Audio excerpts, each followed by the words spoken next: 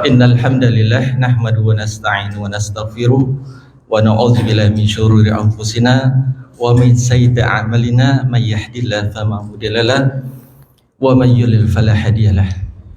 Asyhadu an la ilaha illallah wa asyhadu anna Muhammadan 'abduhu wa rasuluh.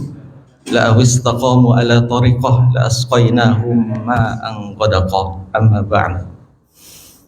Alhamdulillah, marilah kita sama-sama panjatkan puji syukur kehadirat Allah Subhanahu wa taala sebagaimana Allah telah menggenggam diri kita seperti Nabi bersumpah, allazi nafsi biyadih, demi zat yang menggenggam diriku.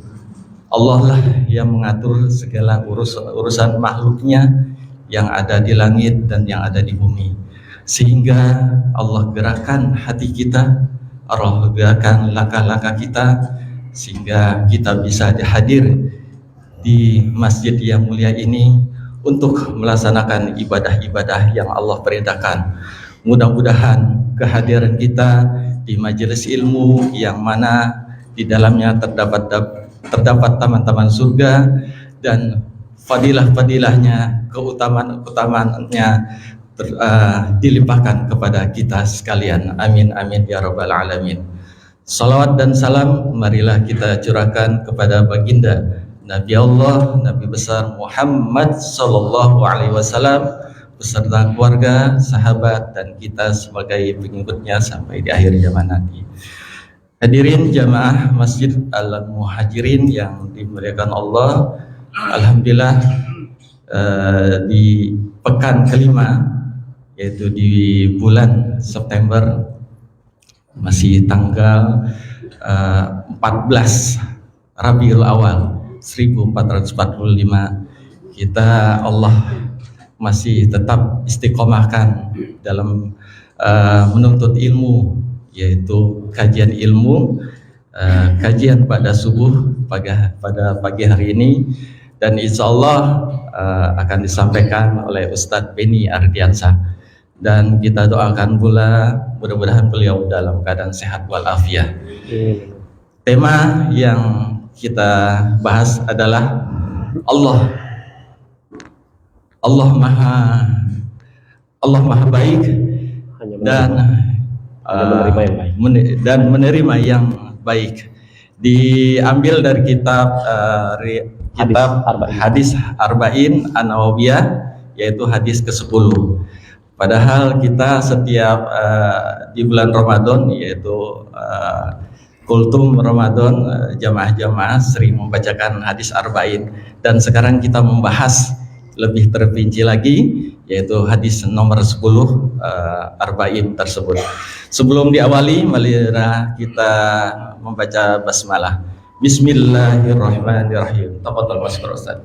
Bismillahirrahmanirrahim. Assalamualaikum warahmatullahi wabarakatuh. Innal hamdalillah nahmaduhu wa nasta'inuhu wa nastaghfiruh wa na'udzu billahi min syururi anfusina wa min sayyiati a'malina. May yahdihillahu fala mudilla lahu wa may yudlil fala hadiyalah.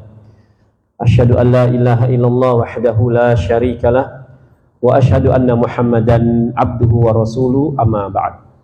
Jamaah kaum muslimin wal muslimat rahimakumullah, alhamdulillah kita bersyukur kepada Allah Subhanahu wa taala atas segala nikmat dan karunia ya Allah berikan kepada kita semua, baik berupa nikmat iman, nikmat Islam, nikmat sehat wal afiat, yang dengan semua nikmat tersebut di pagi hari yang berbahagia ini kita bisa bertemu di rumah dari rumah-rumah Allah untuk thalabul ilmi. Semoga salawat dan salam tercurah kepada Nabi besar Nabi Muhammad sallallahu alaihi wasallam, kepada keluarganya, kepada para sahabatnya, dan kepada umatnya hingga akhir zaman kelak. Jamaah kaum muslimin rahimakumullah, tema yang diangkat itu diambil dari kitab hadis Arba'in, ya, urutan ke-10. Ya, saya akan bacakan hadisnya. An Abi Hurairah radhiyallahu anhu qala Rasulullah sallallahu alaihi wasallam, ayyuhan nas innallaha tayyibun la yaqbalu illa tayyiban wa innallaha amara al-mu'minina bima amara bihil mursalin faqala ya ayyuhar rusul kulu minat tayyibati wa'malu salihah inni bima ta'maluna basir, inni bima ta'maluna alim. Wa qala ya ayyuhalladzina amanu kulu min thayyibati ma razaqnakum. Tsumma dzakara ar-rajul yutilu as-safar ash'atha akhbar yamuddu yadayhi ila sama ya rabbi wa mat'amuhu haram wa mashrabuhu haram ya wa malbasuhu haram wa ghudiya bil haram ya. Fa anna yustajabu lidzalik ya.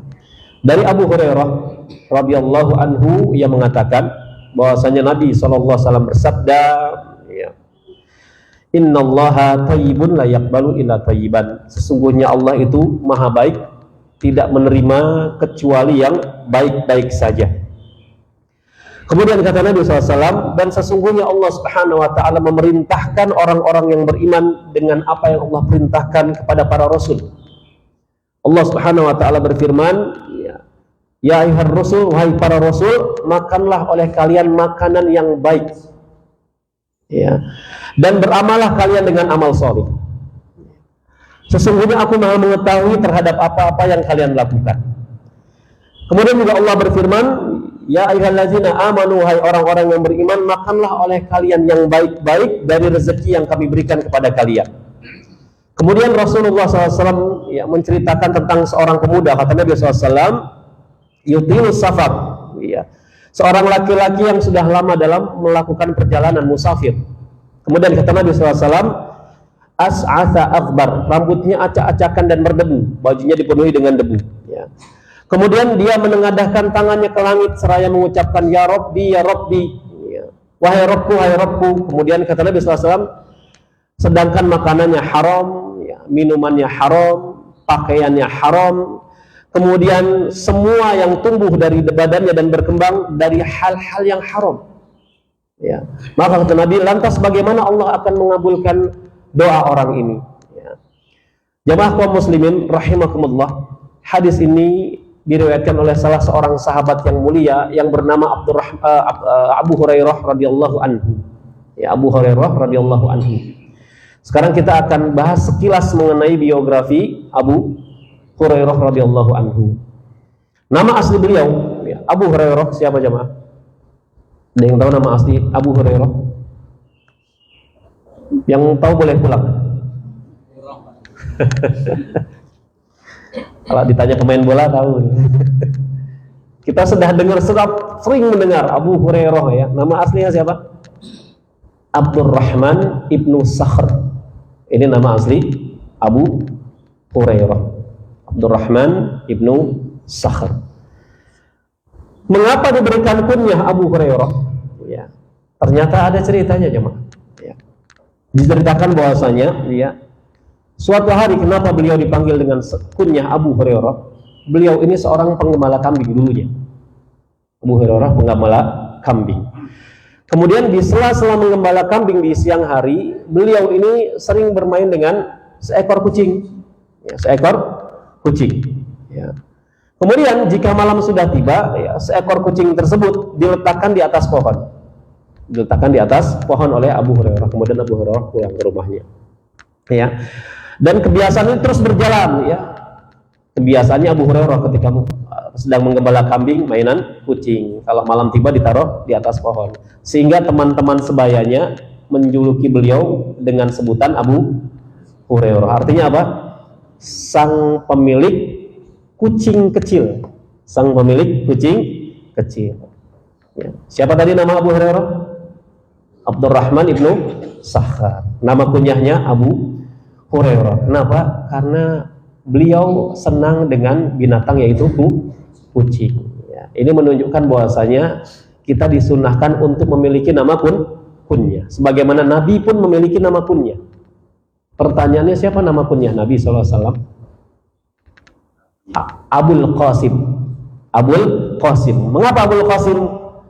Karena Nabi SAW memiliki anak laki-laki bernama Qasim. Ya. Jadi jamaah yang belum punya nama kunyah, silakan diberikan nama kunyah. Bisa dengan nama anak laki-lakinya, bisa dengan nama anak perempuannya, atau mungkin kita suka dengan binatang kesayangan sebagaimana Abu Hurairah pun boleh, nggak jadi masalah. Boleh juga memberikan kunyah kepada anak-anak kita yang belum menikah atau mungkin yang belum punya anak, ini nggak jadi masalah. Sebagaimana Nabi SAW ketika melihat anak kecil sedang menangis karena burung peliharaannya mati, Nabi memanggilnya dengan nama kunyah. Kata Nabi SAW, ya Aba Umair, madza fa'ala Nughair? Ya, wahai Abu Umair, kenapa burung kecilmu? Ya, nggak usah sedih, kata Nabi SAW. Ya. Padahal masih kecil. Langsung Nabi berikan nama kunyah Abu Umair. Ya, jadi nama kunyah ini termasuk salah satu sunnah dari sunnah Nabi Shallallahu Alaihi Wasallam. Ya. Kemudian beliau juga salah seorang sahabat yang paling banyak meriwayatkan hadis Nabi Shallallahu Alaihi Wasallam. Ya, ada berapa hadis yang diriwayatkan oleh beliau? 5.000 lebih hadis ya, diriwayatkan oleh Abu Hurairah radhiyallahu anhu, dan beliau termasuk salah satu ahlu sufah. Ahlu sufah itu orang miskin ya, Pak. Tinggalnya numpang di Masjid Nabawi. Ya. Kalau makan hanya mengandalkan apa? Belas kasihan dari para sahabat.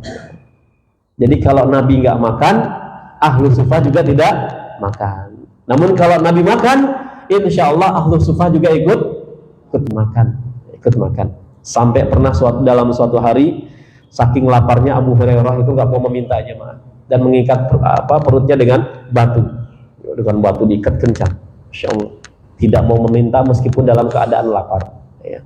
Pernah ada kisah menarik, beliau saking laparnya, pernah Abu Bakar As-Siddiq lewat depan Masjid Nabawi, kemudian Abu Hurairah ya, bertanya tentang agama, padahal maksudnya adalah biar diajak makan. Ya.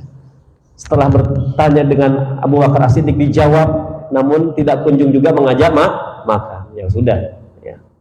Kemudian Umar bin Khattab lewat. Ya. Yang dilakukan Abu Hurairah juga sama, bertanya tentang masalah agama, berharap setelah dijawab diajak makan. Ternyata apa yang terjadi? Sudah nggak diajak. Habis menjawab sudah Umar pergi. Ya. Sampai suatu hari Nabi lewat. Ya. Kemudian Nabi memanggil Abu Hurairah dan ahlu sufah yang tinggal di Masjid Nabawi. Kemudian kata Abu Hurairah, ya Abu Hurairah, ya, panggil ahlu sufah, karena aku memiliki 1 bejana susu. Ya, biarkan mereka minum terlebih dahulu. Padahal Abu Hurairah itu yang sangat lapar. Ya, mereka khawatir. Ya, Abu Hurairah ini khawatir kenapa tidak kebagian susu. Setelah itu dituangkan oleh Abu Hurairah dan ahlu sufah minum. Ya. Kemudian kata Nabi SAW, sekarang giliran engkau dan aku, minumlah wahai Abu Hurairah. Dan ini termasuk mukjizat dari Nabi SAW, padahal hanya segelas jemaah. Kata Nabi SAW, minumlah sampai kenyang, tapi susu tersebut tidak pernah habis kecuali Abu Hurairah sudah kenyang. Ini mukjizat Nabi SAW. Ya, ini sekilas tentang biografi Abu Hurairah radhiyallahu anhu, seorang perawi hadis ini, yang mana beliau meriwayatkan hadis paling banyak, kurang lebih 5.000 hadis lebih. Ya. Kemudian jemaah kaum muslimin rahimakumullah, hadis ini kata para ulama membahas tentang pengaruh makanan yang halal terhadap diterimanya amal saleh. Pengaruh makanan yang halal terhadap diterimanya amal saleh. Oleh karenanya dalam surat Al-Mu'minun ayat 51 Allah Subhanahu wa taala berfirman, ya ayyuhar rasul, hai rasul, wahai para rasul, kulu minat thayyibati wa'malus sholihah. Ya, kata Allah Subhanahu wa taala, makanlah dari makanan yang baik. Kulu minat thayyibat. Ya, makanan yang thayyib.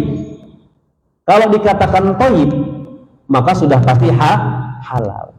Namun yang halal belum tentu thayyib. Ya, makanlah yang thayyib kata Allah pada para rasul. Ya. Contoh makanan yang halal tapi tidak thayyib. Ada yang bisa kasih contoh nggak? Makanannya halal, boleh dikonsumsi, namun dalam syariat kita tidak thayyib, kurang baik. Di antaranya apa? Gorengan ya thayyib lah ya, namun jangan berlebihan. Ya, bahkan menurut jumhur ulama ini makruh hukumnya, nggak thayyib. Apa kira-kira? Halal namun tidak thayyib. Jengkol, pete. Ya. Saya tanya, jengkol pete halal atau tidak? Halal, namun tidak thayyib. Sebagian ulama menghukumi makruh. Apalagi habis makan jengkol, makan pete, terus langsung sholat atau baca Al-Quran. Waladhdallin. Aminnya mangapnya gede ya, mah repot ya mah. Ya. Jadi kata Allah, wahai para rasul, makanlah makanan yang thayyib, yang halal dan thayyib. Wa'malu sholihah. Kemudian kerjakanlah amal soleh dan kerjakanlah amal soleh. Ya. Ini bima ta'maluna alim. Sesungguhnya aku maha mengetahui apa yang kamu kerjakan. Ya, dalam ayat ini Allah Subhanahu wa taala menggandengkan antara makanan yang thayyib dengan amal soleh. Ini sangat erat kaitannya, sangat erat korelasinya. Ya. Makanya di dalam hadis ini Nabi mencontohkan tentang doa seorang pemuda yang ditolak oleh Allah. Karena apa? Dari faktor makanan. Makanannya haram, ya. Makanannya haram. Ya. Dan doa termasuk salah satu amal soleh yang sangat agung. Doa ini merupakan amal soleh. Ya. Kemudian Nabi SAW membuka hadis ini dengan sabdanya, Innallaha thayyibun. Sesungguhnya Allah itu thayyibun, maha baik. Ya. Tentang makna atau kata thayyibun ini para ulama berselisih pendapat. Apakah thayyibun ini termasuk nama dari nama-nama Allah, ataukah bukan termasuk dari nama Allah? Sebagian ulama memandang thayyib ini termasuk salah satu nama dari nama-nama Allah. Oleh karenanya, ya, maka seseorang boleh menggunakan kata atau nama thayyibun untuk menamakan anaknya dengan ditambahkan abdu. Misalkan abdu thayyib, ya, hamba Allah yang baik. Ya. Namun kata thayyib ini masuk ke Indonesia digunakan dengan konotasi negatif. Ya. Bang thayyib gitu ya. Berapa kali nggak pulang ya, Pak? 3 tahun nggak pulang-pulang ya. Ya. Padahal thayyib ini maknanya baik. Ya. Baik. Ya. Jadi boleh menamakan anak dengan Abdul Thayyib. Ini menurut sebagian ulama, karena merupakan salah satu nama dari nama-nama Allah. Ya. Sebagian ulama lagi memandang ya ini bukan termasuk nama dari nama-nama Allah. Dan ini pendapat jumhur, pendapat mayoritas para ulama. Kenapa? Karena bentuknya dalam hadis ini nakirah, ya, umum. Kecuali bentuknya ma'rifat, ada alif lam sebelumnya. Namanya at-thayyib. Nah, ini baru termasuk nama dari nama-nama Allah. Dan ini merupakan pendapat jumhur. Jadi thayyibun itu, jumhur para ulama mengatakan thayyib bukan termasuk nama dari nama-nama Allah. Sebagaimana jamil. Karena Nabi bersabda, Innallaha jamilun yuhibbul jamal. Sesungguhnya Allah itu maha indah, menyukai keindahan. Para ulama berselisih pendapat, jamil itu nama Allah atau bukan. Sebagian mengatakan termasuk nama Allah, sebagian lagi bukan. Kenapa? Karena bentuknya nakirah, jamilun, umum, kecuali dia kemasukan alif lam, al-jamilu, ya, maka termasuk nama dari nama-nama Allah. Ya, wallahu a'lam bissawab. Kemudian jemaah kaum muslimin rahimakumullah, sekarang kita akan masuk kata at-thayyib. At-thayyib ini baik, berarti lawan kata dari at-thayyib apa jemaah? Al-khabith. Al-khabith adalah buruk. Nah, ini lawan kata dari kata at-thayyib. Allah Subhanahu wa taala berfirman dalam surat Al-Anfal, la yamizallahu al-khabitha minat thayyib. Agar Allah Subhanahu wa taala membedakan yang buruk dengan yang baik. Di lawan kata thayyib itu khabith, buruk, ya. Kemudian apa sih makna kata at-thayyib? Kata para ulama, di antara makna at-thayyib, maha baik, adalah Allah maha suci dan bersih dari segala kekurangan. Ya. Bahkan sebagiannya menyamakan dengan salah satu nama Allah, yaitu Al-Qudus. Al-Qudus itu apa jemaah? Maha suci. Jadi makna kata thayyib itu adalah suci, bersih dari segala kekurangan. Ya. Kemudian Nabi mengatakan la yaqbalu illa thayyiban. Innallaha thayyibun la yaqbalu illa thayyiban. Allah tidak akan menerima kecuali yang baik-baik saja. Ya. Ini mengandung beberapa konsekuensi. Allah hanya menerima kecuali yang baik-baik saja. Ya. Di antaranya kata para ulama, yang pertama, kebaikan tersebut mencakup yang pertama tentang akidah. Ya. Allah hanya akan menerima akidah yang thayyib, yang baik, yang sahih. Berarti mafhum mukhalafahnya Allah tidak akan menerima akidah yang enggak thayyib. Ya. Kalau ditanyakan kepada kita umpamanya, aina Allah, ya, di mana Allah? Nah, ini pertanyaan terkait tentang akidah. Ya. Aina Allah, di mana Allah? Maka orang yang memiliki akidah yang thayyib, dia akan menjawabnya dengan tegas, lantang, ya, pasti. Di mana jemaah? Kalau ditanyakan aina Allah, di mana Allah? Di mana? Masih bingung? Allah di mana? Di arsy, jemaah. Di 6 tempat Allah mengatakan dirinya itu di arsy, ya. Di antaranya di surat Thaha, Ar-Rahmanu 'alal arsy istawa. Ar-Rahman beristiwa di atas arsy. Ini akidah yang thayyib, jemaah. Ya. Kalau ditanyakan aina Allah, di mana Allah? Allah fi kulli makan. Apa artinya fi kulli makan? Allah di mana-mana. Ya. Berarti ini menyalahi akidah Ahlus Sunnah wal Jamaah, ya. Kalau Allah di mana-mana berarti punya konsekuensi, ya. Berarti ada di saku kita, ya, mungkin ada di selokan, ada di atas motor kita. Ya. Konsekuensi mengatakan zat Allah di mana-mana. Ya. Kemudian ketika disinggung apakah Allah memiliki tangan, ya, ini juga terkait masalah akidah. Akidah seorang muslim. Kalau ditanya kepada kita, apakah Allah memiliki tangan? Maka bagaimana jawabannya? Punya nggak? Ragu-ragu? Punya atau tidak? Punya. Allah punya tangan. Bahkan Allah sendiri yang menetapkan dirinya punya tangan. Ada yang hafal surat Al-Mulk ayat 1. Tabarakalladzi biyadihil mulku wa huwa ala kulli syai'in qadir. Maha suci Allah yang dengan tangannya lah, ya, segala kerajaan, segala yang memiliki kekuasaan atau segala kerajaan, ya. Biyadih, yad di sini adalah tangan Allah, ya. Jadi Allah Subhanahu wa taala hanya menerima akidah yang baik, ya. Ini konsekuensi dari hadis ini, ya. Berarti kalau akidahnya tidak baik maka tidak diterima di sisi Allah Subhanahu wa taala, ya. Kemudian yang berikutnya, Allah Subhanahu wa taala kata para ulama hanya menerima amalan yang baik. Karena amal itu ada amal baik, ada amal buruk. Ya, Allah Subhanahu wa taala hanya menerima amalan yang baik-baik, ya. Kemudian yang berikutnya juga Allah Subhanahu wa taala hanya menerima perkataan yang baik, ya. Berarti yang buruk diterima enggak sama Allah Subhanahu wa taala? Tidak diterima, ya. Oleh karena dalam surat Fatir ayat 10 Allah Subhanahu wa taala mengatakan ilahi yas'udul kalimatut thayyib, ya, kalimatut thayyib wal amalus shalihu yarfa'u.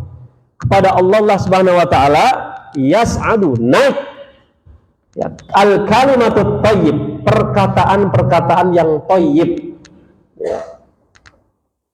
Perkataan-perkataan yang thayyib.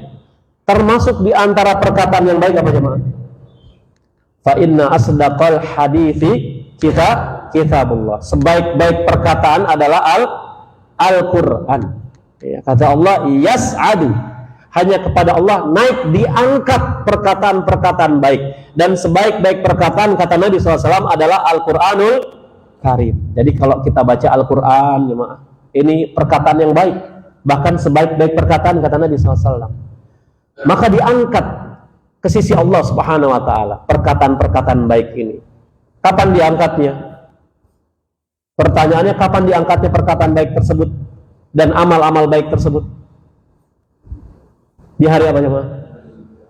Hari Senin dan hari Kamis. Kata Nabi SAW, sesungguhnya amal solih itu, ya, amalan-amalan manusia itu diangkat ke sisi Allah Subhanahu wa taala di setiap hari Senin dan Kamis. Diangkat perkataan baik, diangkat sama Allah. Amal baik juga diangkat ke sisi Allah setiap Senin Kamis.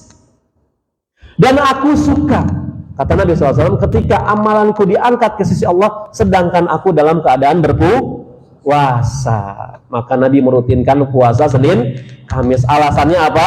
Di hari Senin Kamis lah amalan-amalan manusia diangkat ke sisi Allah Subhanahu wa taala, ya.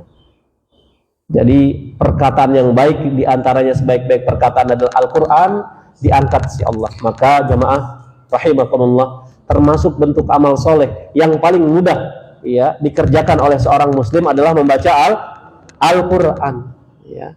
Karena itu sebaik-baik perkataan, ya. Man kana yu'minu billahi wal yaumil akhir, kata Nabi SAW, barang siapa yang beriman kepada Allah dan hari akhir, falyaqul khairan aw liyasmut, ya. Maka berkatalah yang baik.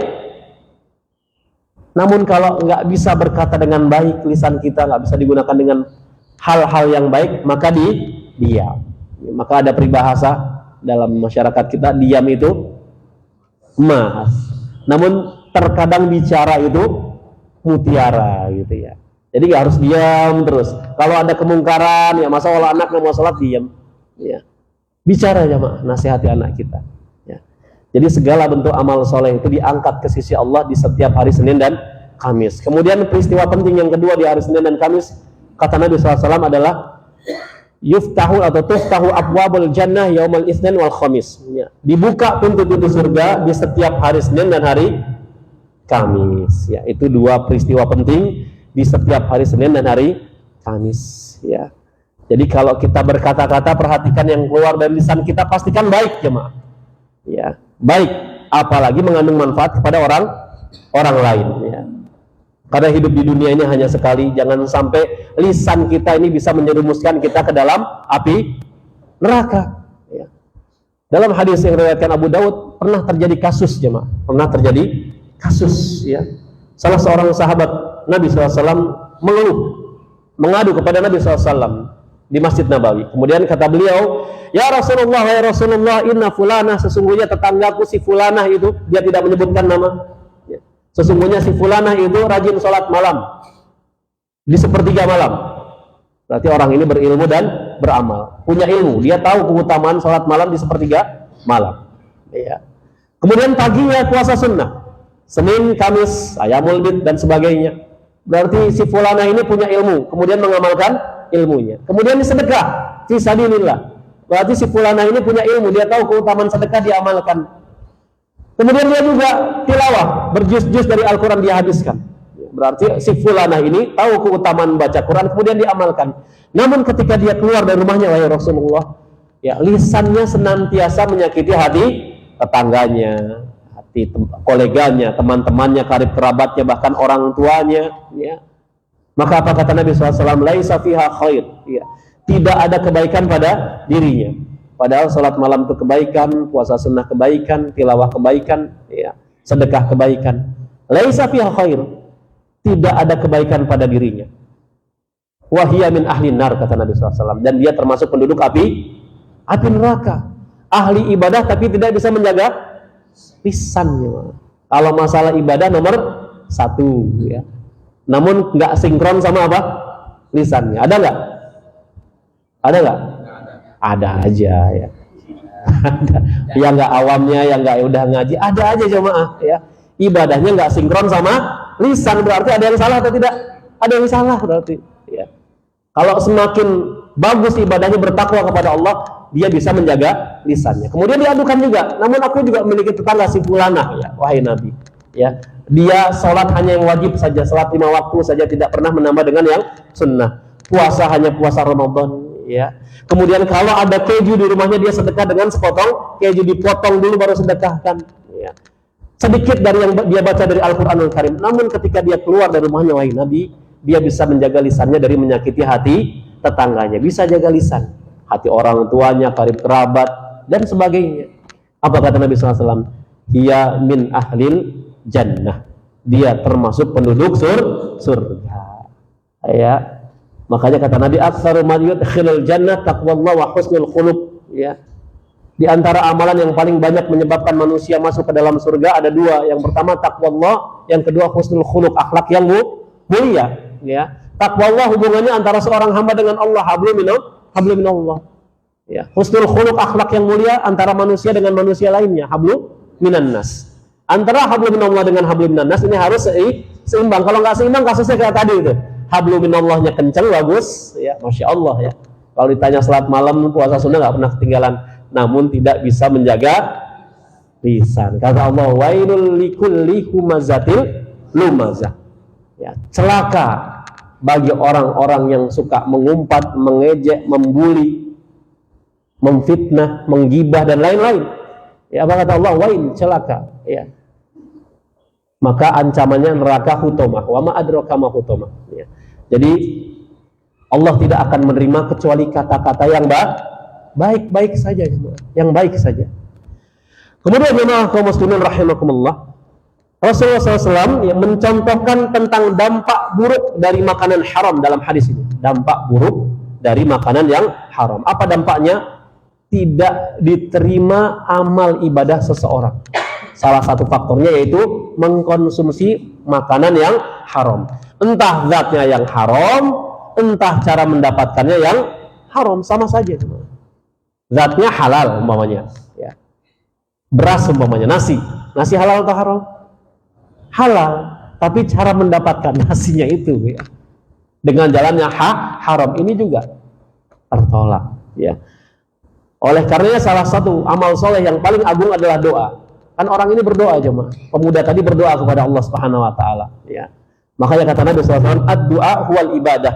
Doa adalah intisari dari ibadah.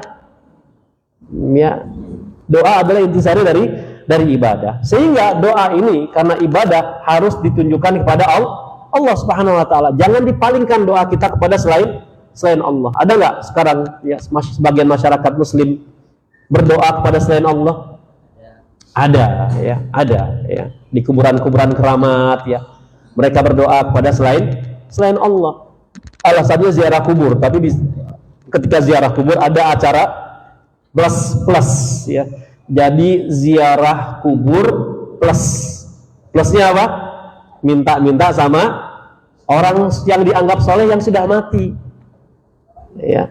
Allah Subhanahu Wa Taala dalam surat Al-Ahqaf ayat 5, wa man adallu mimman yad'u min dunillah ma la yastajibu lahu illa yaumil qiyamah wa hum an du'aihim ghafilun.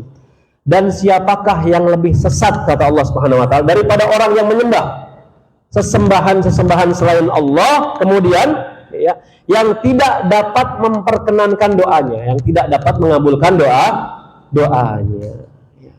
Dan di zaman sekarang ternyata masih banyak sebagian kaum muslimin, ya, di negara kita yang berdoa kepada selain Allah Subhanahu Wa Taala, ya. Kemudian kata Allah Subhanahu Wa Taala, dan mereka lalai dari memperhatikan doa mereka, ya. Orang yang berdoa memakai perantara, apalagi perantaranya orang yang sudah mati, maka ini kalah sama iblis. Tahu iblis ya jemaah? Iblis itu dalam bab doa itu lebih hebat dibandingkan mereka yang berdoa pakai perantara orang-orang yang sudah mati. Ya. Iblis berdoa langsung kepada Allah Subhanahu Wa Taala agar kematiannya ditangguhkan sampai hari kiamat. Dikabulkan oleh Allah doa iblis? Dikabulkan. Hitungan detik, jemaah.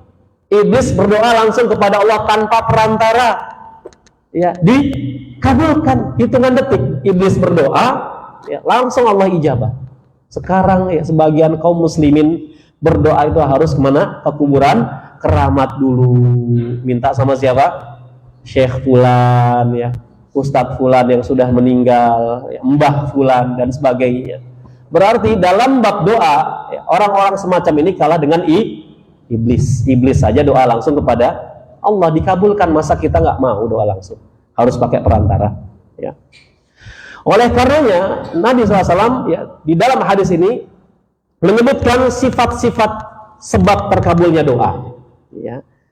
Di antara sebab-sebab kuat dikabulkannya doa ini terkumpul pada orang ini. Yang pertama, musafir. Orang yang sedang safar itu banyak memiliki keutamaan, ya.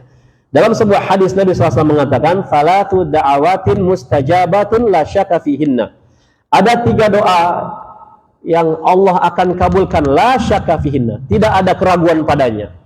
Tidak ada keraguan padanya. Apa 3 doa tersebut? Da'watul mazlum. Doa orang yang dizolimi, ya.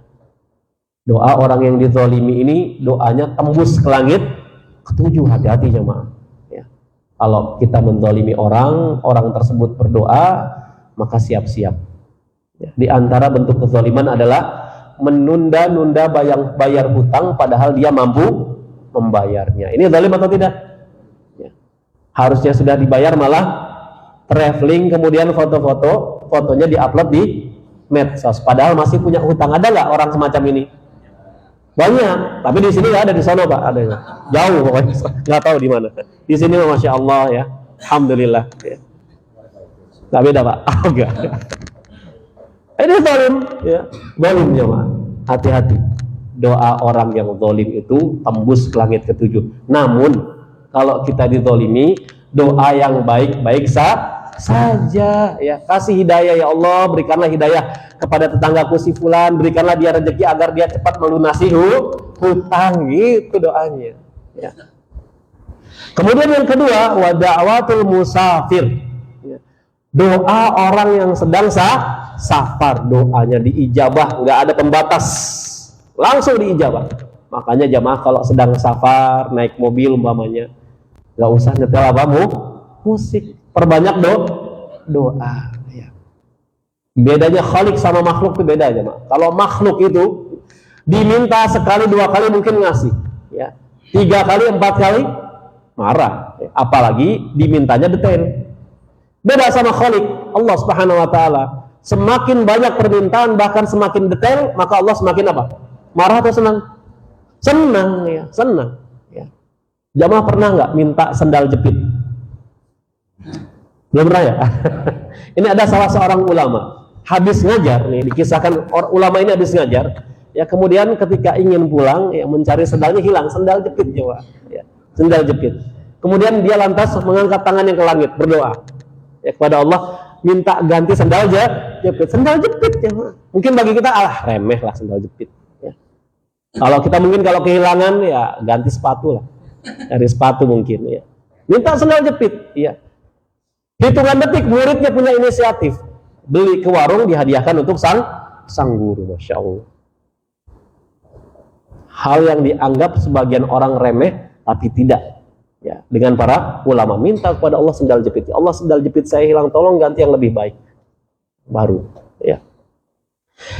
Kemudian wa da'watul walidi ala waladi, ya. Kemudian doa yang ketiga, doa orang tua untuk anaknya. Baik redaksi doanya tersebut baik atau redaksi doanya itu buruk, hati-hati jemaah, ya. Bicara sama anak kita namanya orang tua itu hati-hati. Kalau doa keburukan diijabah, diaminkan oleh malaikat, kejadian jemaah. Kamu ini bodoh ya, matematika saja merah nilainya. Ya udah jadi bodoh. Jangan-jangan bodohnya karena doa orang tua, sumpah serapah, diaminkan, pas kebetulan diaminkan, sudah selesai, ya. Jadi kalau anak kita bodoh, jangan nyalain anak dulu, jangan-jangan dulu, ya, lisan kita tidak bisa kita jaga, kita kontrol ketika emosi, maka hati-hati, ya. Ya, kemudian apa keutamaan orang yang sedang safar? Yang pertama, Allah berikan rukhsah itu apa?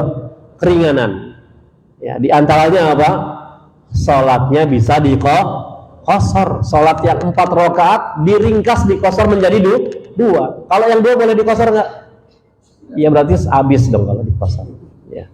Yang 4 menjadi 2. Dan adabnya keringanan ini hendaknya kita ambil jemaah. Jangan sok kuat,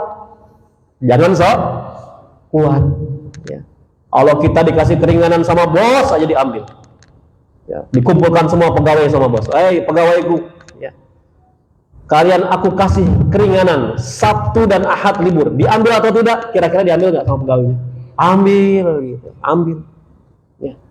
Wahai para hambaku, aku kasih rukhsah pada kalian, ya, di mana sholat yang 4 rakaat bisa dikosor menjadi 2 rakaat, ambil atau tidak? Sebagian apa? Enggak, saya kuat kok, di kampung halaman sholat duhur 4 rakaat saya kuat. Jadi ibadah itu bukan masalah kuat-kuatan fisik, tapi masalahnya apa? Ittiba'ur rasul. Laqad kana lakum fi rasulillahi uswatun hasanah. Nabi itu kalau safar, ya maaf, ya, selalu mengkosor salat. Bahkan, ya, Nabi tidak pernah mengerjakan salat sunnah rawatib ketika safar. Nggak pernah aja, maaf. Safar keluar kota Madinah terus salat qobliyah zuhur, ba'diyah zuhur, nggak pernah. Wong yang 4 saja diringkas jadi 2, itu kok malah ditambah-tambah, gimana sih logikanya? Rukhsah keringanan, ya diambil. Nabi bisa nggak zuhur 10 rakaat? Bisa, Nabi paling kuat di dunia, jemaah. Tapi masalah ibadah bukan masalah kuat-kuatan fisik, tapi masalah contoh. Kalau uswatun hasanah kita Nabi, ya mbok, kalau kita safar ya sudah, Sholat zuhurnya kalau sholat di rumah sendiri, ya 2 rakaat dikosor. Kecuali kalau kita di kampung halaman ikut sholat di masjid bersama imam, ya sempurna kalau seperti itu. Ya. Kemudian yang berikutnya boleh berbuka puasa. Ya, ini keutamaan orang yang safar. Boleh berbuka puasa. Ini keringanan yang berikutnya. Yang berikutnya, keutamaan berikutnya adalah doanya diijabah oleh Allah Subhanahu wa taala. Jadi orang dalam hadis ini ya menempuh atau ya, menjalankan sebab yang kuat dari dikabulkannya doa. Yang pertama, dia sedang safar. Kemudian sebab kuat dikabulkannya doa, kata para ulama, yang kedua adalah melakukan safar yang panjang. Jadi bukan hanya safar saja, tapi safar yang panjang dalam ketaatan. Ada orang safar panjang di dalam kemaksiatan, bukan ketaatan. Ya.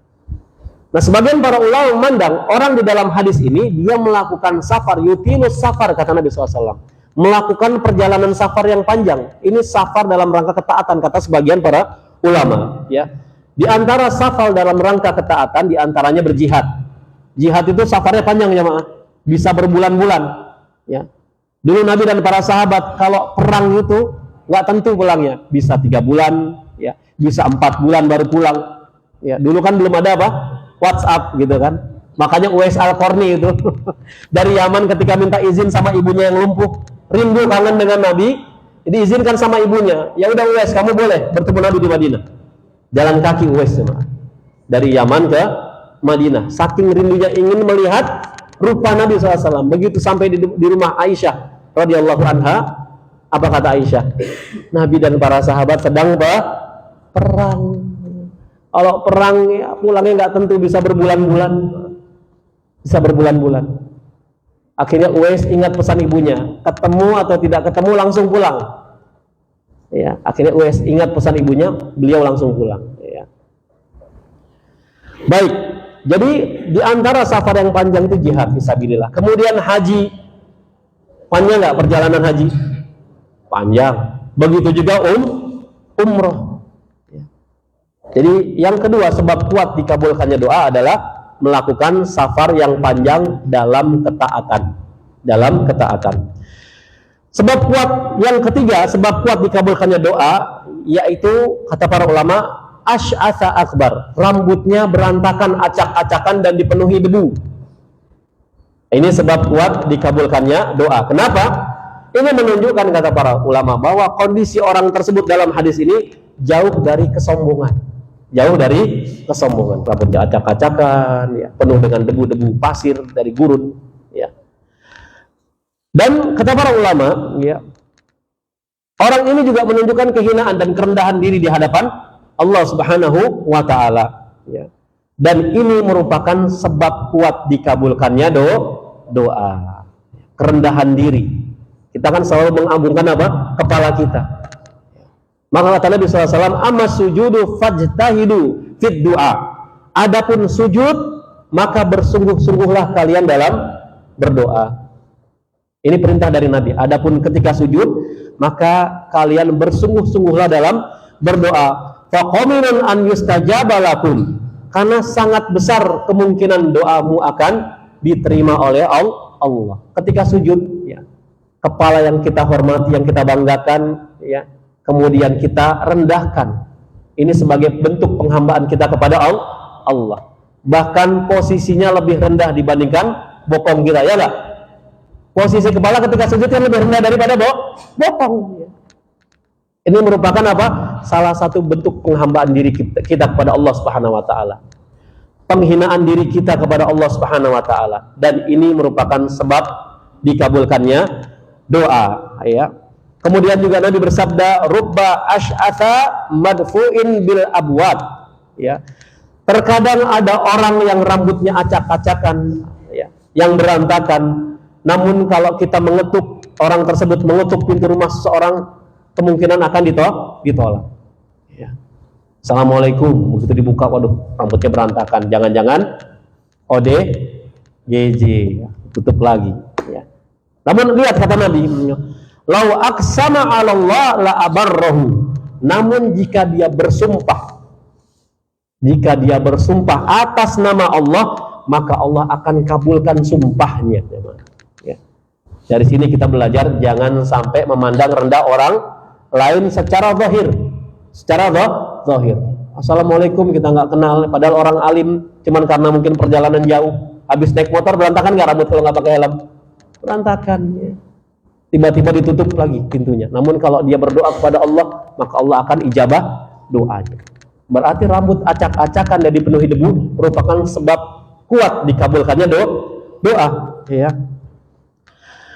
Kemudian Allah juga membanggakan hamba-hambanya di padang Arafah ketika sedang berhaji, wukuf di Arafah. Ya. Kata Allah Subhanahu Wa Taala kepada malaikatnya, "Unzuru ila ibadi atauni syu'san hubra." Hai malaikat, lihatlah para hamba-hambaku yang sedang wukuf di Arafah. Mereka datang kepadaku dalam keadaan ya sya'san hubra, syu'san hubra. Mereka datang kepadaku dalam keadaan rambut yang acak-acakan dan dipenuhi dengan debu. Orang lagi wukuf di Arafah, ya kan? Debu gurun, rambutnya berantakan, ya. Kemudian keringat keluar dari tubuhnya. Kemudian Allah mengatakan, "Ushhidukum anni qad ghafartu lahum." Saksikanlah, sesungguhnya aku telah mengampuni dosa semuanya, Masya Allah. Dosa-dosanya diampuni oleh Allah Subhanahu Wa Taala. Orang yang sedang wukuf di Arafah, rambutnya acak-acakan dan dipenuhi dengan debu. Cuma jangan dibuat-buat ya. Pas tahu hadis ini terus diberantakin rambutnya terus berdoa. Ya enggak, jamaah. Ya. Kemudian yang keempat, sebab dikabulkannya doa, menengadahkan tangannya ke langit. Dalam hadis ini orang tersebut juga menengadahkan tangannya ke langit, ya. Dan ini adalah adab di dalam berdoa kepada Allah Subhanahu Wa Taala, di mana seorang hamba mengakui ya, ketinggian Allah Subhanahu Wa Taala. Nabi bersabda, "Inna rabbakum tabaraka wa ta'ala hayyun karim." Sesungguhnya Allah Subhanahu Wa Taala hayyun karim, maha pemalu lagi maha mulia. Ya, yastahi min 'abdihi idza rafa'a yadayhi ilaihi an yarudduhuma sifran. Ya.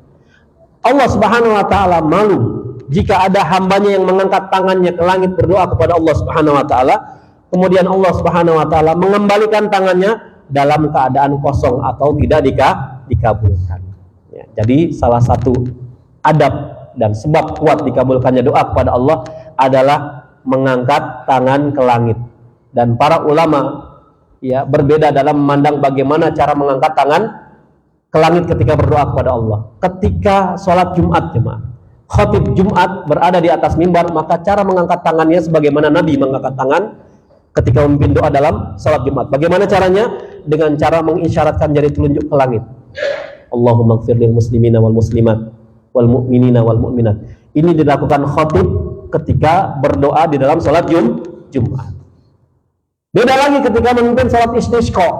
Ya, cara mengangkat tangannya adalah dengan melebarkan kedua tangannya ke langit. Sampai ketika itu kata para sahabat sampai terlihat ketiak putih Nabi ketika memimpin sholat istisqa. Ya. Sebagian ulama mengatakan ya menghadapkan punggung tangan ke arah kiblat ya dan bagian dalam tangan ke arah muka. Ya, seperti ini bisa ya.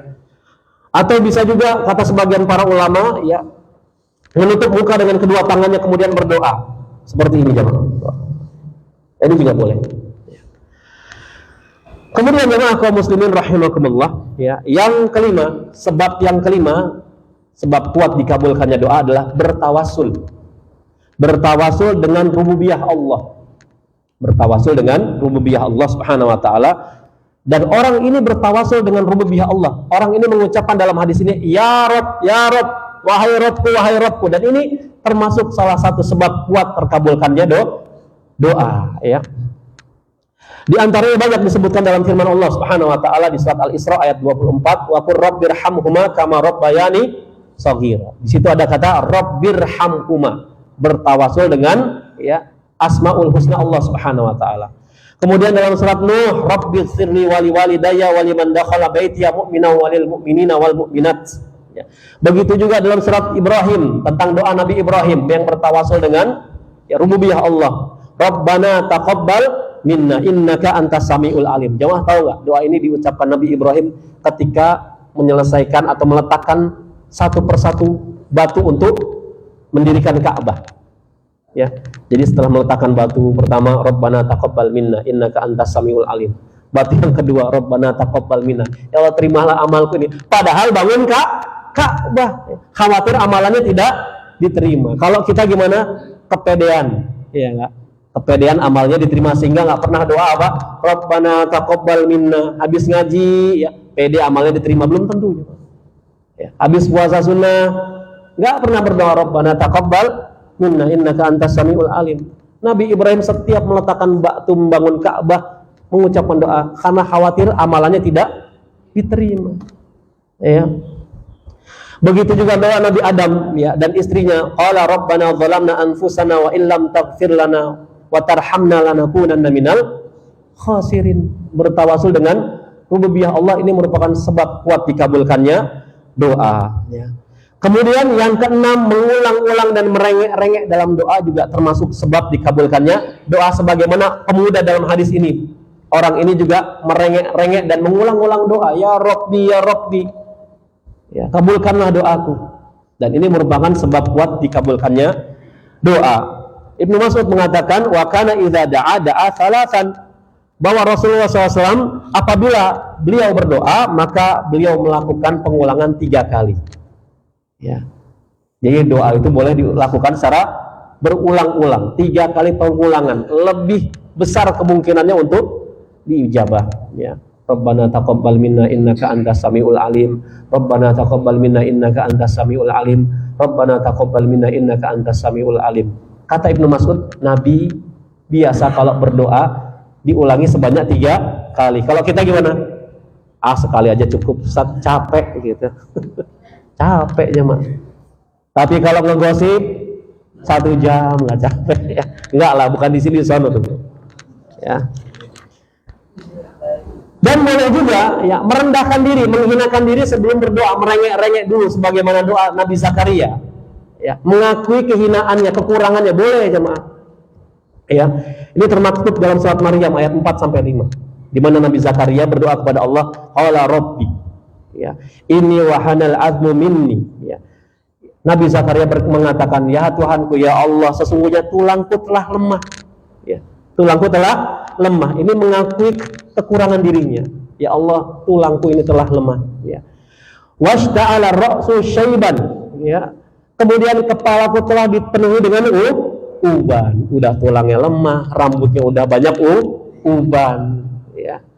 Kemudian walam akum bidu'aika rabbi syaqiyya, dan aku belum pernah kecewa terhadap doa kepadamu ya Allah, belum pernah merasa kecewa, kata Nabi Zakaria. Wa inni khiftul mawaliya min warai ya. Kemudian Nabi Zakaria mengatakan, dan sesungguhnya aku khawatir terhadap mawaliku sepeninggalku. Kemudian kata beliau, wa kanat imraati aqira, sedangkan istriku seorang yang mandul ya Allah. Kekurangan bukan? Tulangnya lemah, rambutnya beruban ya, istrinya mandul. Jadi sebelum masuk ke inti doa, ini muqaddimah doanya Nabi Zakaria, ya Allah, tulang saya udah lemah, rambut penuh dengan uban, istri mandul ya. Kemudian ya, fahabli, nah baru masuk inti doanya, wahabli min ladunka waliya, maka anugerahilah aku dari sisi engkau seorang anak ya. Jadi boleh muqaddimah doa dulu jemaah ya, menghinakan diri di hadapan Allah, menunjukkan kekurangan-kekurangan kita ya.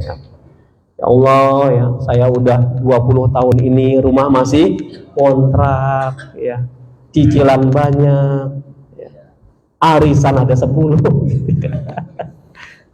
tolong ya Allah, berikan aku apa? Kekayaan ya, rumah sendiri boleh, gak jadi masalah. Aku udah tua renta ya, ntar kasihan anak-anakku gak punya rumah, minta sama Allah apa? Iya, muqaddimah sebagaimana doanya Nabi Zakaria di surat Maryam ayat 4 sampai 5. Nah, orang di dalam hadis ini telah menempuh 6 sebab kuat dikabulkannya doa. Namun sayang beribu sayang, doanya tidak diterima oleh Allah. 6 sebab kuat doa sudah dia tempuh, tapi sayang ya, doanya satu pun tidak dikabulkan oleh Allah. Kenapa? Kata para ulama, di antaranya ada penghalang-penghalang sebab dikabulkannya doa. Yang pertama penghalangnya apa dalam hadis ini? Makanannya haram. Ya. Satu aja udah cukup sebenarnya. Ini dia banyak. Habis makanannya haram, wa mashrabuhu haram, minumannya haram. Nggak cukup sampai sana, wa malbasu haram, pakaiannya juga haram. Wa gudiya bil haram, kata Nabi. Dan dia tumbuh dan berkembang dari hal-hal yang haram. Maka bagaimana mungkin Allah akan mengabulkan doanya? Doanya. Pakaiannya haram, kata para ulama, umum sifatnya. Ya. Pakaian di sini, kata para ulama, sifatnya umum, bisa mencakup perhiasan. Ya, perhiasan banyak ya. Kalau perhiasan buat wanita kan emas ya, perak. Ya. Kalau buat laki-laki mungkin apa? Jam tangan, ya, motor, mobil umpamanya. Nah, ini mencakup perhiasan, ya, mencakup pakaian. Jadi hati-hati ya. Kalau yang kita gunakan ini haram, maka ini termasuk penghalang dikabulkannya doa oleh Allah Subhanahu wa taala, ya. Kemudian pembahasan yang berikutnya yang terakhir mungkin ya. Ada contoh-contoh amalan yang tidak diterima oleh Allah Subhanahu wa taala. Ya, banyak macamnya. Amalan-amalan yang tidak diterima Allah Subhanahu wa taala banyak macamnya. Paling tidak ada 2 macam. Yang pertama, amalan-amalan tersebut sah ya. Namun tidak diterima oleh Allah Subhanahu wa taala berdasarkan teks hadis Nabi Shallallahu Alaihi Wasallam. Yang pertama, salat orang yang suka minum khamr. Ya. Nabi SAW bersabda, "Man syaribal khamra lam tuqbal lahu salatun arba'ina sobahan." Siapa saja yang meminum khamr, khamr itu apa jemaah? Minuman keras, miras. Ya. Kalau sekarang, zaman sekarang namanya dibikin bagus. Ya. Ada vodka, topi miring, topi lurus, racun tikus, apalagi banyaklah macamnya, saya nggak tahu ya, banyak macamnya. Nah, ini termasuk minum-minuman keras. Barang siapa yang minum khamr, kata Nabi, lam tuqbal lahu salatun arba'ina sobahan, ya, maka tidak diterima salatnya selama 40 hari. Namun kalau orang yang minum khamr tersebut salatnya sah atau tidak? Salatnya sah, namun tidak diterima oleh Allah. Maksud tidak diterima dalam hadis ini adalah tidak memiliki nilai pahala. Yang ditinggalkan salatnya apa? Minum khamrnya. Oh, kalau gitu saya nggak mau salat dulu deh. Gitu. Gimana ya? Logikanya gimana nih? Ya. Kalau sudah tahu hadis ini, oh berarti saya mendingan nggak usah salat selama menjadi pemabuk gitu. Jadi yang ditinggalkan salatnya atau minum khamrnya? Minum khamrnya. Ya, tidak menggugurkan kewajibannya. Ya. Jadi kalau ada orang habis teler, mabuk, mudah mabuk di pos ronda gitu, adzan ya kepanggil lah ya, adzan dia nekat wudu sholat, ya, maka kita katakan ya sholatnya sah, namun tidak diterima oleh Allah, tidak ada pahalanya. Ya. Kemudian yang kedua, sholat orang yang mendatangi dukun atau paranormal, atau kalau kata orang kita, orang pintar. Ya, kata Nabi SAW, man ata arrafan fasa'alahu an syai' lam tuqbal lahu salatun arba'ina lailah. Siapa saja yang mendatangi peramal, dukun, orang pintar, ya, maka Nabi mengatakan fasa'alahu an syai', dan bertanya kepadanya tentang sesuatu. Biasanya pas zaman-zaman pilkada ini, ya, banyak orang yang mendatangi orang pintar. Banyak nggak? Banyak. Maka kata Nabi, lam tuqbal lahu salatun arba'ina lailah, maka tidak diterima salatnya selama 40 hari. Ya. Hati-hati jemaah. Kenapa banyak zaman sekarang ya, apabila ada kebutuhan, ada hajat, bukan berdoa kepada Allah tapi mendatangi orang pintar. Kenapa dikatakan orang pintar? Karena yang datang orang bodoh. Ya. Yang datang orang bodoh. Jadi hati-hati jemaah. Berarti yang ditinggalkan datang ke dukun atau salatnya yang ditinggalkan? Tidak usah datang ke dukun, salatnya tetap. Namun kalau tetap memaksakan salat, bersamaan dengan itu suka nanya ke peramal, ya. Ada temennya katanya indigo, ya. Tolong dong baca garis tangan saya. Kata temennya, wah hidup kamu rumit karena garis tangan kamu berantakan katanya. Ya. Akhirnya sholat nggak diterima 40 hari. Ya. Tapi jangan tinggalkan sholatnya, tetap sholat. Namun tinggalkan dia datang ke peramal atau ke dukun. Ya. Kemudian berikutnya sholat seorang budak yang lari dari tuannya. Ya, karena Nabi bersabda, "Idza abaqal abdul lam tuqbal lahu sholatun." Setiap budak yang lari dari tuannya maka sholatnya tidak diterima selama 40 hari. Dalam riwayat lain terdapat tambahan hatta yarji'a ila mawali, sampai dia kembali kepada tuannya baru sholatnya diterima. Tapi sekarang sudah tidak ada perbudakan, ya, kecuali di Malaysia banyak budak-budak. Ya. Baik, kemudian sholat dua orang yang bertikai. Hati-hati jemaah, sholat dua orang yang bertikai, bermusuhan, bersengketa. Nabi bersabda, "Salasatun lan turfa'u sholatuhum fawqa ru'usihim shibron." Oh, Masya Allah ya. Ada 3 golongan yang tidak diangkat sholat mereka di atas kepala mereka meskipun sejengkal. Ada 3 golongan yang pahala sholat mereka tidak diangkat ke langit meskipun hanya sejengkal dari kepala mereka. Padahal pahala sholat kan kita butuh ya, Pak. Amalan yang pertama dikali dihisab apa? Sholat. Ini pahala sholatnya nggak diangkat ke langit meskipun hanya sejengkal dari kepala. 3 golongan. Siapa saja? Yang pertama kata Nabi SAW, ya, rajulun amma qauman wa hum lahu karihun. Yang pertama lelaki, seorang lelaki yang mengimami suatu kaum. Jadi imamnya, Pak. Allahu Akbar, jadi imam, ya. Namun mereka membencinya, kaum tersebut atau jamaah tersebut membencinya. Pahala sholat imam tersebut tidak diangkat meskipun hanya sejengkal. Namun kata membenci ini yang harus dijelaskan. Kata para ulama, apabila jamaah tersebut membenci imam tersebut karena banyak terjadi kesalahan ketika memimpin sholat, bacaannya berantakan, kesalahan, maka ini membenci yang syar'i. Membenci yang syar'i. Adapun kalau jamaah atau kaumnya membencinya karena seorang imam tersebut, ya, mengamalkan sunnah Nabi SAW, maka dosanya kembali kepada yang membencinya. Hati-hati kata para ulama, dosanya kepada yang membencinya. Ya. Ah, imamnya jenggotan nih, mana celananya cingkrang lagi, ya. Kayak gini kok mau jadi imam, benci tuh. Padahal jenggot, ya, celana di atas mata kaki itu merupakan sunnah Nabi. Kemudian jamaah jadi benci gara-gara imamnya menegakkan sunnah. Maka dosanya kata para ulama kembali kepada yang membencinya. Ini membenci yang tidak syar'i. Ada nggak model seperti itu? Banyak. Imamnya nih sok-sokan ya, jenggotnya sampai lantai umpamanya. Jadi benci umpamanya. Ini bencinya dosanya kembali kepada yang membencinya. Kemudian yang kedua, wa mra'atun batat wa zawjuha 'alaiha sakhitun. Wanita yang bermalam di rumah suaminya sedangkan suami dalam keadaan marah kepadanya, maka pahala sholatnya tidak akan diangkat meskipun hanya sejengkal kepala. Nah, ibu-ibu hati-hati, Bu, ya.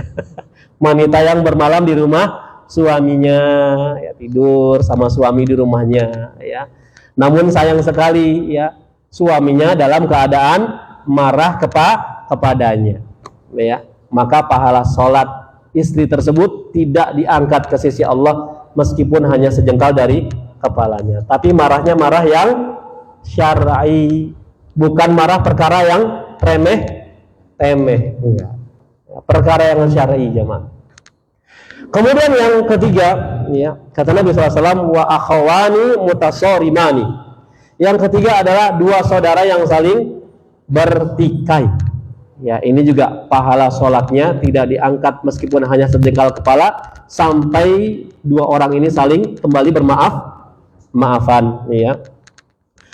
Nah, ini yang pertama. Yang kedua, amalan-amalan yang sah, ya, namun tidak diterima berdasarkan kias. Kalau tadi berdasarkan teks hadis Nabi, yang sekarang berdasarkan kias. Di antara contohnya ya ini, haji menggunakan harta haram. Haji atau umroh menggunakan harta haram. Saya tanya sekarang, dari hasil korupsi ini, untuk mensucikan harta korupsi saya mau umroh, sebagiannya saya gunakan untuk umroh atau untuk haji. Ada nggak model ya? Mungkin ada ya, mungkin ada. Tapi sekali lagi bukan di sini, ya. Di sana nggak tahu, di nun jauh di sana ada, ya. Maka orang seperti ini kita katakan haji atau umrohnya sah atau tidak? Haji dan umroh menggunakan harta haram. Hajinya sah, umrahnya sah atau tidak?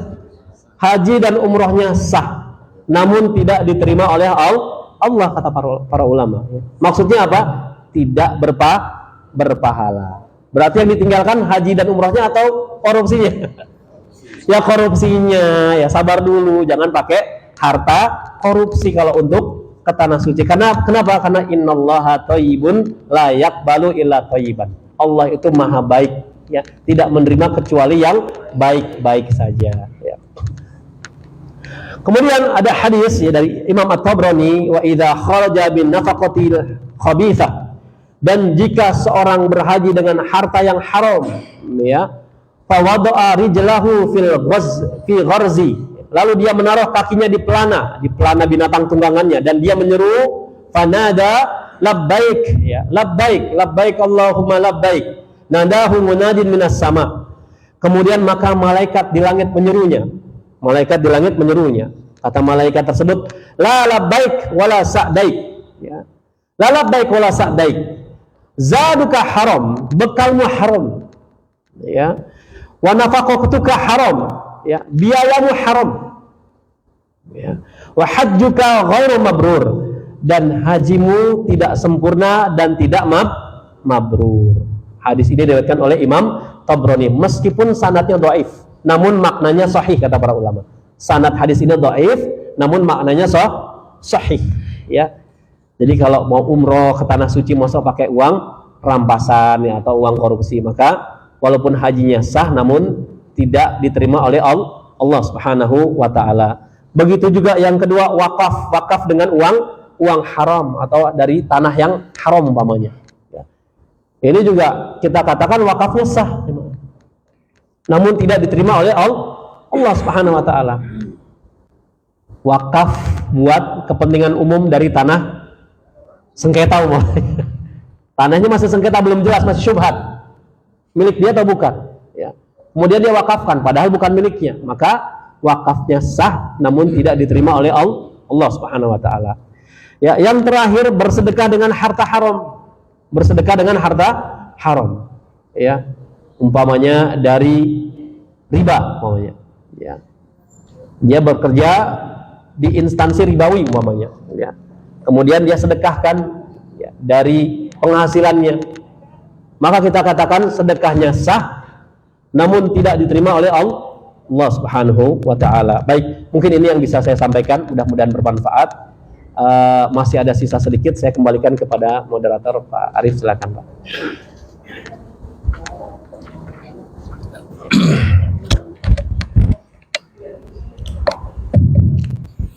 Alhamdulillah, Masya Allah, tabarakallah. Yang dibahas oleh Ustadz Beni terkait dengan hadis ke-10 dari kitab Arba'in An-Nawawiyah. Kepada jamaah dipersilakan untuk bertanya, masih ada waktu untuk nanti melaksanakan sholat subuh. Ibu-ibu silakan. Silakan Ibu.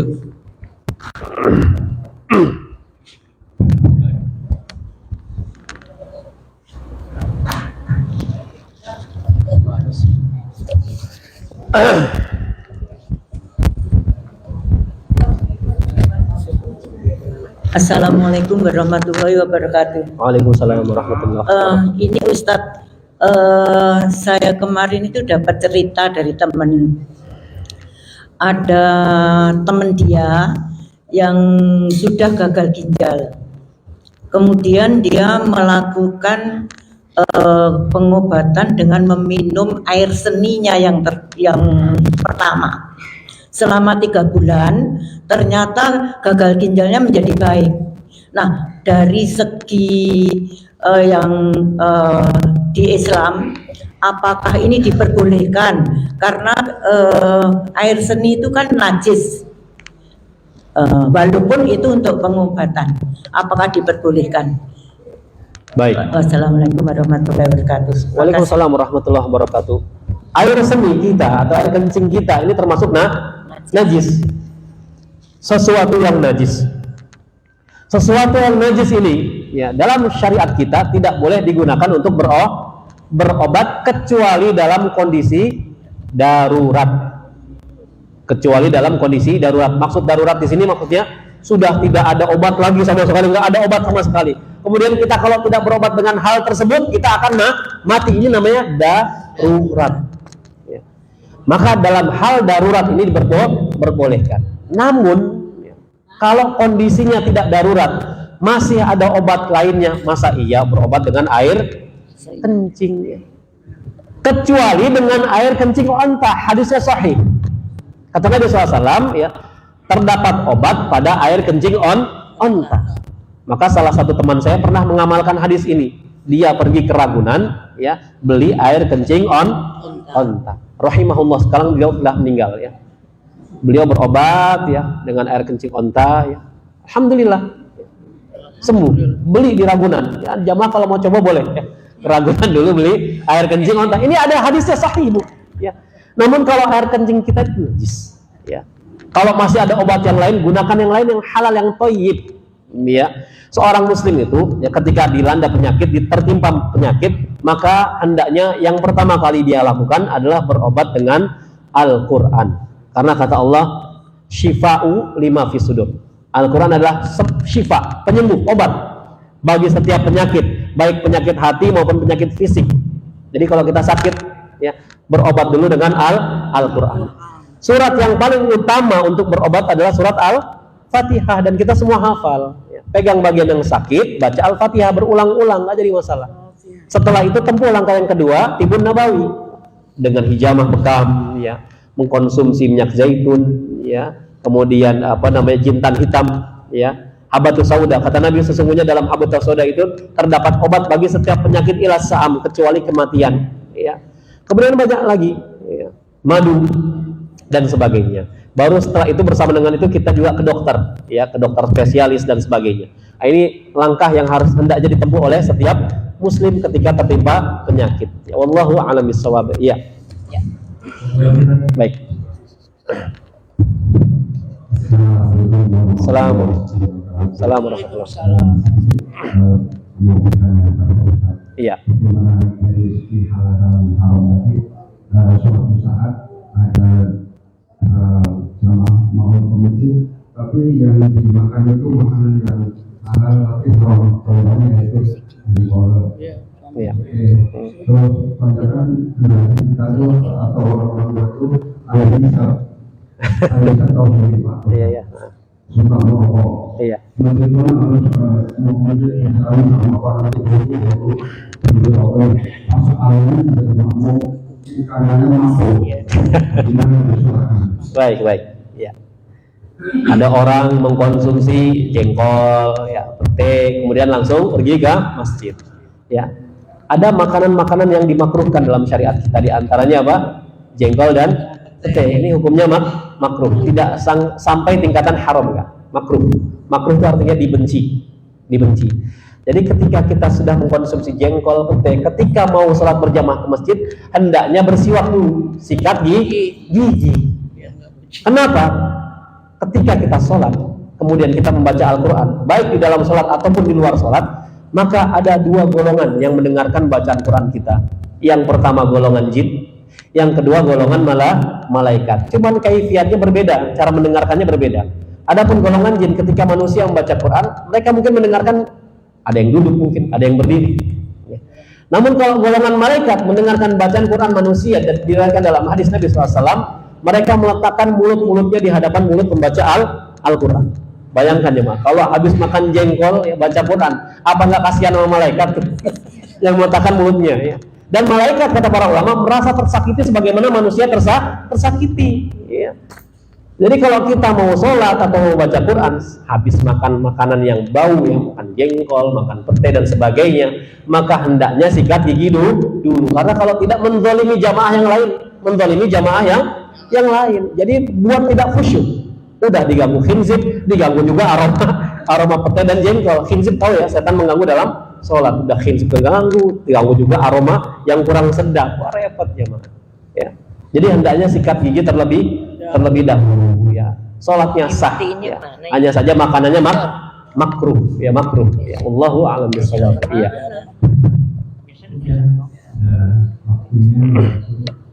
Karena di kajian kelima ini kita bertemu dengan 13 kali. Insya Allah Ustaz ini akan membahas selanjutnya nanti dijadwalkan lagi dan kita akan mendengar kita tutup kajian pada pagi hari. Mudah-mudahan yang hadir pada pagi hari mudah-mudahan Allah berkahkan, Allah panjangkan umurnya, Allah limpahkan rezeki, dan Allah jadikan anak-anak kita soleh dan soleh. Amin. Marilah kita tutup dengan membacakan al majlis. Subhanallahumma wa bihamdika asyhadu an la ilaha illa anta astaghfiruka wa atubu ilaik. Assalamualaikum warahmatullahi wabarakatuh. Waalaikumsalam.